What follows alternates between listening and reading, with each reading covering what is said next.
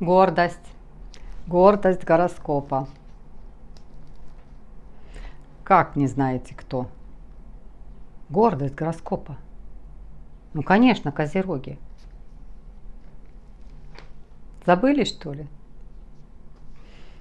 Счастливый вам приветик. Счастливый приветик. Ну что, в этом месяце в вашем знаке полнолуние? Полнолуние в вашем знаке. Итоги будете подводить. Итоги будете подводить. А, козероги, хорошо справиться с этим месяцем. Месяц для вас, который что-то громкогласно заявит, но как-то все на нет сойдет. Опять что-то как-то опять на нет сойдет. Но Сатурн ваш делает прекрасные аспекты, именно прекрасные, нету конфликтных аспектов. Но Плутон, который стоит у вас, тоже делает аспект, о котором мы все сейчас подробно с вами обговорим. Итак, начнем с того, что солнышко в самом начале месяца, 3 числа, Солнце делает чудесный трин к вашему Сатурну. Солнце отвечает на вопрос «Кто я?». То есть, когда ты рассматриваешь карту, когда вообще человек, родился, кто, под каким знаком родился, если чисто с астрологической стороны смотреть, то есть сразу смотрим Солнце. То есть отвечает за вопрос «Кто я?». Очень важное, первое, главенствующее – это «Кто я?». Потом идет Луна. Какой я? Какой я эмоционально? Луна. Итак, кто я? Безусловно, для козерогов, кто я? Да. Значит, не душа, не Луна, а именно кто я. И Сатурн. Сатурн, который ответит, кто ты. Ответит, проделав определенные тестирования. Сатурн, под которым вы рождены, он не учит наукам, не учит, как читать, писать, решать. Сатурн учит жизни. Жизни. Тестирует тебя на саму жизнь. На, пробуй и справляйся с ней. Вот так вот ведет себя Сатурн. И когда, понимаю, вот эти вот два гиганта, Солнце и Сатурн, делают между собой трин, очень гармоничный аспект. Безусловно, это большая поддержка вам идет со стороны вышестоящих каких-то органов, людей, которые старше вас, людей авторитетных для вас. Это вполне может быть, потому что это идет у вас над 2 и 6 сектор, и, безусловно, это финансовая какая-то поддержка. Может быть, вы выиграли где-то в суде разбирательство, возможно, вы премии какие-то получите, потому что 6 – это работа и здоровье, это выплаты, это повышение по служебной лестнице. Это связано также и со здоровьем по 6 сектору. Если вы делали определенные усилия для своего здоровья, вы поддержку на самом этом вот пике, может быть, что-то не получалось в здоровье, никак результат не видели по состоянию своего здоровья. И вот вы на этом пике получаете поддержку, толчок, рывок. Все, кто делает диету, это тоже состояние здоровья. Вы не можете носить свои килограммы. Кто-то не может носить из-за того, что гормональная система выбивается. У козерогов кости. Вы не можете быть полными. Кости. И так кости – это ваш бич, а когда лишний вес – это большая очень нагрузка на позвоночник, на колени, на ступни, то есть все, что связано с костью. Поэтому здесь тоже, если вы делали диету, вы будете очень хорошую чувствовать поддержку, вы увидите результат к этому моменту уже очень хороший. Вот такой чудесный аспект в самом начале этого месяца. А также Венера, она находится в Раке, сделала транзит в Рака. Венера в Раке такая Домашняя, уютная, нежная, женственная, спокойная. Что-то приготовить, возиться, заниматься домом, душевные вести какие-то переговоры, разговоры. Но здесь Венера делает прекрасный чудесный трин, делает трин к Юпитеру. И тоже идет вот такая энергия помощи от Юпитера, то есть какая-то мудрость, философия жизни, какие-то примеры высших каких-то материй для вас. Какие-то сталкиваетесь всегда, когда Юпитер делает вот такой трин, это тебя духовно очень хорошо поднимает. Такая богатая духовная жизнь. Богатая духовная жизнь для Козерога – это когда ты сам на себя применяешь определенные методики для себя. Это абсолютно отпустить контроль, потому что Юпитер не может держать никакой контроль. Контроль держит Сатурн. А здесь, наоборот, расслабиться, получить удовольствие. Так что вот этот аспект, который следом идет, Венера делает вместе с Юпитером, этот аспект абсолютное на расслабление. Чудесный аспект встретить своего человека. Если кто-то в поиске, если еще кто-то ищет себе пару, тоже очень хороший аспект вот на этот период встретить своего человека. И появляется этот аспект у вас третий ось, третий, седьмой дом. То есть седьмой дом, ваша семья, ваши отношения. Это кто-то, возможно, узнает о том, что у него будет пополнение в семье, что станет мамой, а может быть вы станете бабушкой, дедушкой. Это и знакомства новые. Это также точно могут быть контракты, где-то работать куда-то контракты именно подальше куда-то, возможно, связаны с какими-то другими компаниями в другом городе, может быть, или в другой стране. Личная жизнь налаживается, вы получаете уже от своей личной жизни интерес, удовольствие, к самому себе проявляете интерес, к своей личной жизни проявляете интерес. Вот чудесный такой аспект начинается вот месяц с таких чудесных двух аспектов. Дальше посмотрим. 5-6 числа Марс начинает конфликтовать, вступает в конфликт с Плутоном. Плутон находится у вас. Марс к этому времени еще находится в рыбках. Сам по себе он слабый, молодой, немножко как будто хочет, задиристый, немножко что-то спровоцировать, а такой силы, как силы, еще нет, потому что в раке находится. И делает оппозицию к Плутону. Плутон стоит у вас. О чем это говорит? Эта оппозиция. Сам по себе Марс – это бог войны. Это разжигатель войны. Но не в этом состоянии, в котором сейчас находится Марс. И что такое Плутон? Плутон – это войско, это армия, это огромное, это то, что ведет за собой массы. Когда такие есть противостояния, о чем это может говорить? О том, что могут возникать пожары, очень большая пожаростойкость, возникают, просто вспыхивают пожары. Поэтому дома проверяйте все, что связано с электричеством. Утюг не оставить в сети, если у кого-то газовая плита, проверить как-то, потому что такая очень способствует, искры летят.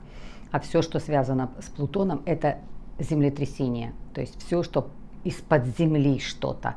Это могут быть какие-то вот такие немножко неустойчивые землетрясения. Это также могут быть противостояния каких-то двух систем, двух стран, которые друг с другом никак не могут. Но если опуститься на наш бытовой уровень, а мы с вами всегда говорим на нашем бытовом рутинном уровне, жизненном уровне каждого человека, то это противостояние могут вспыхнуть между семья с семьей, с детьми, или, может быть, с родственниками. Ну, что-то, какие-то противостояния. Это такой временный аспект, он всего длится 2 дня, 5-6 числа. Но искры его сильны, чувствуется это. Козероги, проявите свою мудрость, проявите свою гордость. Вы гордость. Не связывайтесь, если вы со своим ребенком, да, если вашему ребенку 30 лет, ну и что, это ребенок для вас. Даже если этому ребенку 50 лет, это ребенок ваш. Если ваш сосед, если ваш кто-то родственник, просто проявите вот эту свою гордость. Не опуститься до того, чтобы поругаться, выйти в конфликт, открытый конфликт, в агрессию. Обойдите этот аспект, потому что он очень короткий и несет за собой большие последствия, если его вовремя не остановить. То вы потом будете долго с этим со всем делом разбираться. Оно вам абсолютно не нужно. Обойдите его, применяя вот свою вот такую вот мудрость, свою гордость. Это все пропустите через свою голову, для чего вам вступить в этот открытый конфликт, и потом с ним разбирайся и носи его таким камнем, такой тяжестью. Дальше что еще у нас есть? Новолуние. Смотрим новолуние и кольцевое затмение. В этом месяце происходит все вместе. То есть закладываются проекты на целые 18 лет. И для вас это по сектору идет дома и здоровья. Дом и здоровье. Вот в этом секторе закладывается. Само по себе новолуние будет проходить в Близнецах. Для вас это вот что значит. Большой выброс энергии. Сильный выброс энергии вот в этой сфере работы и сфере своего здоровья. А здоровье и работа стоят на одной, как говорится, чаше. Но, как правило, для козерогов чаша работы всегда перевешивает. Вы до сумасшествия трудоголики. И часто даже настолько игнорируете то, что у вас немножко где-то болит, что это пройдет, это не замечаете. Работать, контролировать все. И даже не замечаете, не обращайте внимания. Поэтому, конечно, рассмотрите этот вопрос очень серьезно, подойдите к этому. Посмотрите все, что касается своего состояния здоровья. Начинайте с этим работать. Если вы чувствуете, что у вас что-то как-то где-то есть сбой, то вы можете начинать обследование пройти, анализы сдать, мнение одного, другого, третьего врача послушать, что вам скажет. И займитесь своим состоянием здоровья. А также по работе. Много работаете, много везете, много делаете. Поэтому тоже этот вопрос пересмотрите, потому что вы закладываете на это кольцевое затмение, вы закладываете на следующие 18 лет. Следующий какой у нас будет? Опять Марс. Марс находился до 11 числа в слабой позиции, в раке находился. Там ему была его энергия в воде, слабая энергия. Если эта энергия, когда Марс находится в Скорпионе, она там зрелая, настоявшаяся, то здесь она в более такой слабой позиции. И Марс тоже делает транзит. И делает транзит чудесно, шикарно во Льва. 2 огненные энергии собираются. Конечно, этот транзит почувствуешь. Каким образом энергии, настолько много энергии, думаешь, я горы смогу свернуть. И на вас это сильно отражается. Потому что этот транзит будет у вас проходить в 8 секторе. И вот мы на него сейчас немножко остановимся, обратим на него внимание. В 8 секторе этот транзит Марса. То есть все, что связано с финансами, с банками, с какими-то учреждениями, может быть, где-то судебные разбирательства с имуществом, тоже здесь этой энергии будет достаточно. Вам хватит энергии совсем с этим разобраться. А точно так же и личные отношения. Потому что по 8 по 8 сектору, это всегда еще и происходят личные отношения, знакомства значимые, которые оставляют очень хороший такой отпечаток, страсть, ну, энергия любви и такая захватнической любви. Потому что Марс еще и заходит туда. Марс себя везде презентует, Марс себя показывает. Корону льва Марс на себя надевает и, нате, смотрите, вот я, это я. Вот такая энергия, которая будет выплескиваться со всех сторон. Вы ее очень хорошо будете чувствовать. Тоже еще один шанс для того, чтобы наладить свои личные какие-то отношения, встретиться, встречи, осознанные встречи, серьезные встречи по 8 сектору. Это всегда такое основательное, осознанное, приземленное. Следующий аспект. 22 числа Меркурий пойдет в прямое движение. Тут почувствуете, и так у вас всегда все в порядке, и так вы всегда 2 раза все проверяете. Такого нет, чтобы Козерог, не почитавший, что-то где-то подписал, а потом разбирается с этим. Вы все равно смотрите, что вы подписываете, куда вы какую бумагу отправляете. Но тем не менее, когда бывает ретроградность, есть немножко такой сбой, есть. Сейчас, когда пойдет на прямое движение, почувствуйте вот эту энергию ясности. Все четко, ясно, понятно. С 22 числа идет на прямое движение Меркурий. 24 числа полнолуние. Полнолуние в вашем доме. И, конечно, когда полнолуние в определенном доме, оно всегда попадает в 1 сектор. Подводите итог по 1 сектору. Кто делал диету, посмотрит, итог подведет. О, очень хорошо, я добился таких результатов. Или я не очень хорошо добился результатов, мне нужно что-то еще приложить, какие-то усилия. Мне нужно, может быть, на другую программу какую-то сделать, какую-то перезагрузку сделать своему организму. Все, что связано с внешними данными. Кто-то, возможно, проходил процедуры определенные для своего тела. Возможно, кто-то делал с зубами разбирался, кто-то делал эстетические какие-то процедуры. Вы подводите итог, вы подводите результат. Нравится вам это или не нравится. Когда полнолуние в 1 доме, это сама забота о самом себе. То, в чем вы очень сильно нуждаетесь.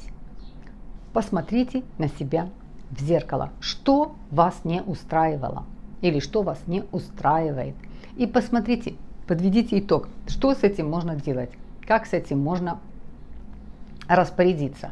Очень хорошее время в полнолуние вот этот вот итог себе сделать. Устраивает меня или не устраивает. Посмотрите. Возможно, кто-то очень сильно устал, и это вы увидите в своей внешности. Вам необходим определенный отдых. Возможно, кто-то раздражительный. Тоже определенный отдых нужен. Определенное спустить вот эту энергию, отпустить контроль над всем, разгрузить свою голову. Посмотрите, вот это полнолуние принесет вам итог вашего вот внутреннего и внешнего состояния. Ну а 27 числа тоже Венера опять сделает транзит. Она находится в Раке до 27 числа, а с 27 числа Венера тоже переходит к Львам. И там она становится просто королевишна. Ей настолько вот эту тоже корону у львов себе наденет на голову. Видна, заметно, делаетесь красивыми, привлекательными. И еще один шанс встретить своего человека. И материально здесь очень хорошая Венера. Во Льве Венера себя презентует, себя показывает, себя представляет и очень хорошо работает с финансами. То есть тут уже мимо, как говорится, финансы не пройдут, потому что львы очень, несмотря на то, что это огонь, очень приземленный. И этот огонь постоянно дает им вверх, вверх, вверх, ступенькой за ступенькой подниматься, подниматься и подниматься. И Венера вот здесь себя будет точно так же себя вести. Опять все, что касается финансовой стороны и все, что касается романтики. Венера во Льве очень много романтики, очень много выпускает энергии, сексуальной энергии во Льве. Поэтому вы это все очень хорошо будете чувствовать. Ну что, мои хорошие, отпускаем контроль. только с самим собой, разобраться с самим собой, дать себе отдыха, дать себе свободы. Много работаете по жизни, очень много козероги тянут, несут. Вы долгожители, вы выносливые, но любому организму тоже нужна своя привилегия. Поэтому, конечно, месяц такой будет: о чем-то громко заявил, и тут же как-то этот аспект сошел на нет. Опять что-то как-то расслабил тебя, и тут же сошел на нет. События будут, о событиях мы будем говорить, и заявления какие-то будут политические, и немножко природа немножко будет где-то вспыхивать, где-то что-то потрясет, оно вполне может быть и политическое, вот такая вот же тряска немножко политическая, но все равно много гармоничных аспектов, и эти аспекты мы на себе будем чувствовать. Ну что, мои хорошие, спасибо за поддержку канала, получаю вашу поддержку, спасибо за просмотры, спасибо за лайки, бесконечно вас что уважаю. Козерог вызывает к себе уважение.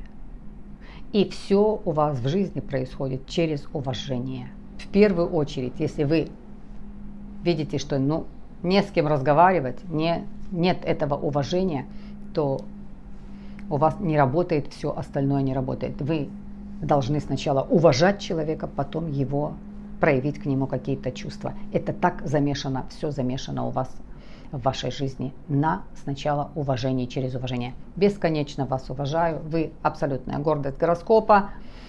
Люблю вас и до следующих встреч.